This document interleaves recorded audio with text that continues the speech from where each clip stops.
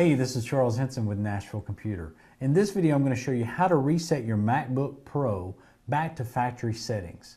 So the first thing we'll want to do is go ahead and power on the MacBook Pro, and we'll want to press Command and R. And we'll want to keep these keys pressed in through the boot sequence. What that's going to do is it's going to allow for the Restore bootloader to load.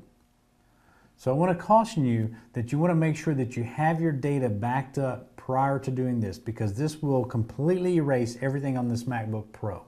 So once it boots up to the Mac OS utilities, then what you'll want to choose is to reinstall the Mac OS X software. Once you select that, the other option here is to restore from Time Machine, so that if you have backed up your data, you'll be able to restore from here as well. So we'll choose on Reinstall Mac OS, and we'll check Continue.